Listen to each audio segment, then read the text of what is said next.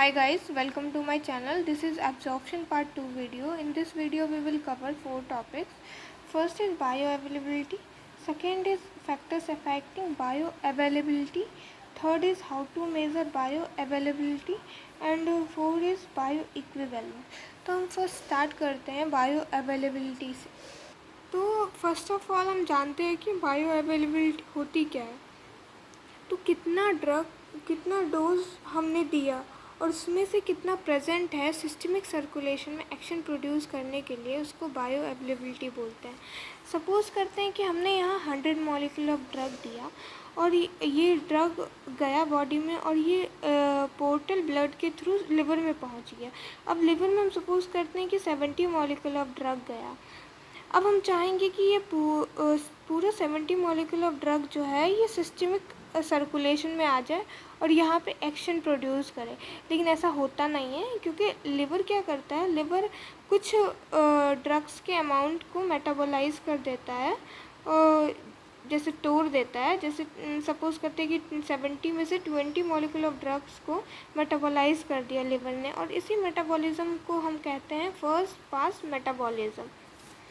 अब जब लिवर ने 70 मॉलिक्यूल ऑफ ड्रग्स में से 20 मॉलिक्यूल ऑफ ड्रग्स को मेटाबोलाइज कर दिया तो 50 बचे।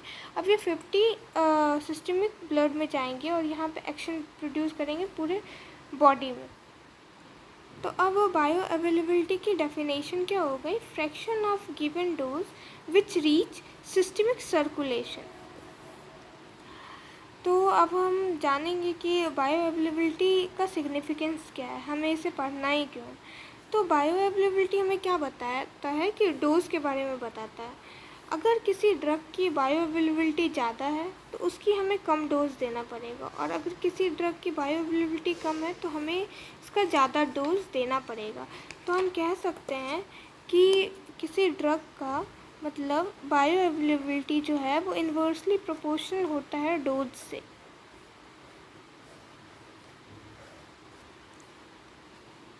अब हम इससे एक और पॉइंट कह सकते हैं कि अगर किसी ड्रग की बायोअवेलेबिलिटी ज़्यादा है तो वो more drug available to produce action, और अगर किसी ड्रग की बायोअवेलेबिलिटी कम है तो less drug is available to produce action.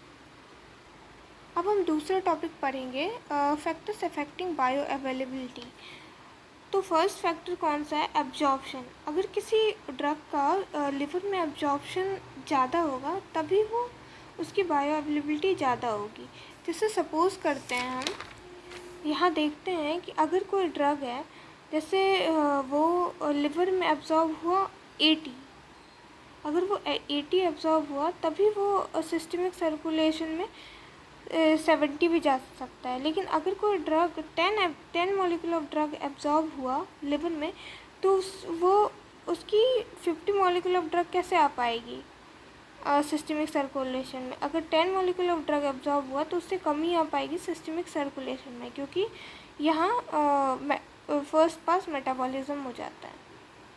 अब दूसरा फैक्टर है फर्स्ट पास मेटाबॉलिज्म।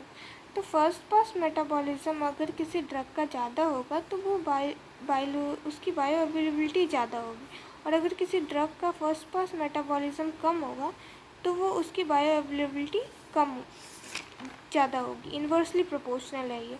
जैसे अगर यहाँ पे 70 मॉलिक्यूल ऑफ ड्रग आया, इसमें से अगर ज़्यादा मेटाबोलाइज हो गया तो यहाँ पे पहुँचेगा सिस्टमिक सर्कुलेशन में ही कम पहुँचेगा।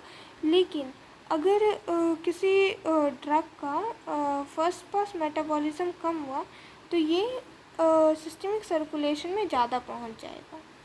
तो इससे हम कह सकते हैं कि फर्स्ट पास मेटाबॉलिज्म जो है वो इन्वर्सली प्रोपोर्शनल होता है बायोअवेलेबिलिटी से।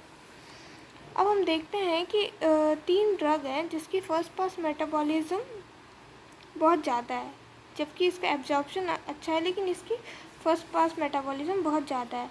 तो हम इसको LPG से याद कर सकते हैं, lignocaine, propanol, glyceryl, try nitrate और नाइट्रोग्लिसरीन। मतलब L से लिग्नोक्रेन, P से प्रोपेनोल, G से ग्लिसराइल, ट्राई नाइट्रेट और नाइट्रोग्लिसरीन। अब हम इसके फंक्शन भी थोड़े देख लेते हैं। लिग्नोक्रेन जो होता है एंटी एरिथमिक होता है, और ये लोकल एनेस्थेटिक भी होता है। लेकिन और प्रोपेनोल जो होता है ये बीटा ब्लॉकर्स होते हैं। और ये ग्लिसराइल ट्राइनाइट्रेट जो होता है इसको हम एक्यूट एंजाइना के पेन में यूज़ कर सकते हैं, लेकिन इसको हम सबलिंगुअली देते हैं। अब किसी ड्रग को सबलिंगुअली क्यों देंगे जब इसका 100% एब्जॉर्प्शन है। और जब हम इसको ओरली दिए तो इसका 100% एब्जॉर्प्शन हो तो जाता है, लेकिन उसमें से 90% जो है वो फर्स्ट पास मेटाबॉलिज्म कर देता है 99%, और 1% ही अवेलेबल हो पाता है बायो अवेलेबिलिटी के लिए। तो इसीलिए हम इसको सबलिंगुअली इंसर्ट करते हैं।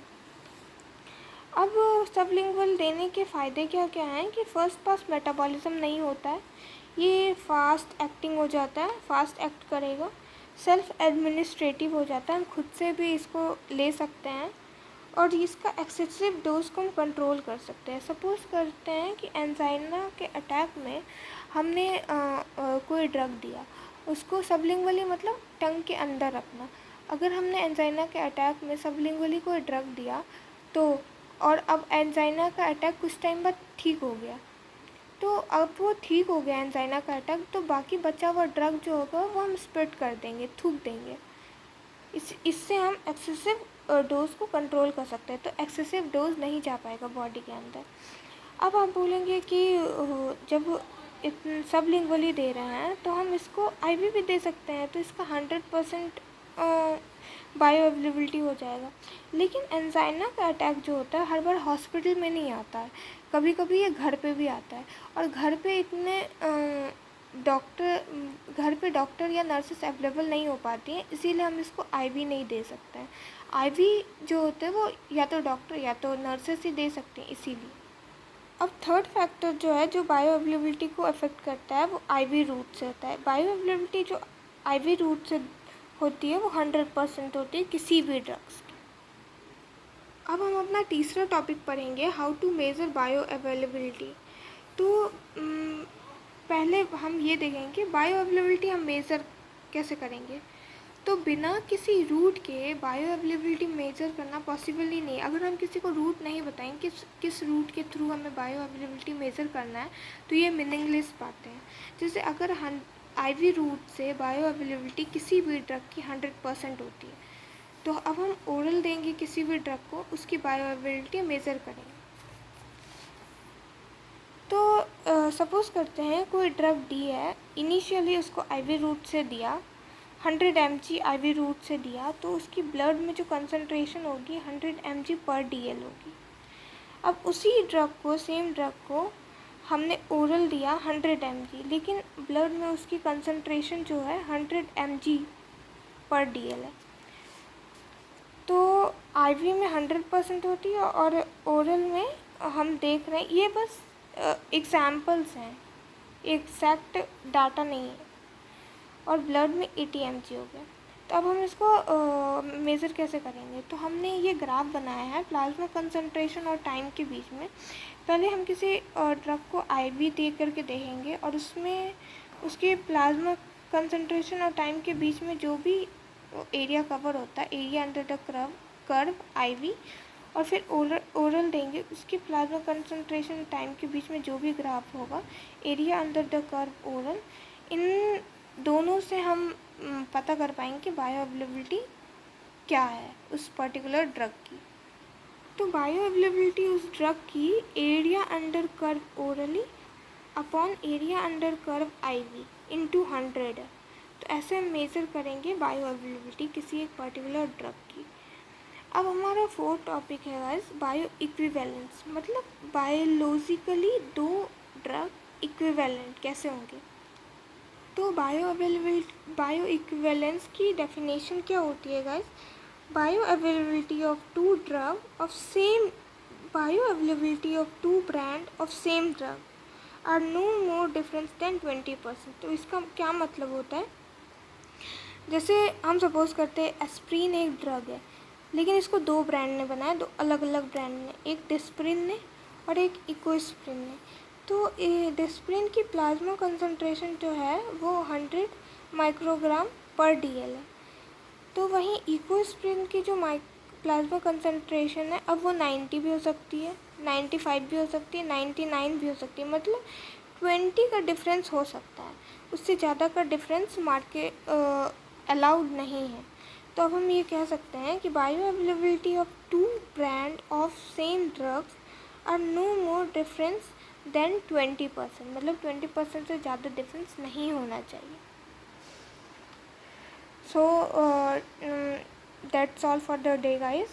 Thank you so much for watching my video. अगर आपको कोई डाउट है तो आप कमेंट सेक्शन में मुझे कमेंट करके बता सकते हो। अगर आपको पिछली वीडियो से रिलेटेड भी कोई डाउट है तो आप मुझे बता सकते हो। अगर आपको मेरे नोट्स चाहिए हो तो आप इंस्टाग्राम पे मुझे फॉलो कर सकते हैं, मैं लिंक अपनी डिस्क्रिप्शन में दे दूँगी। Thank you so much.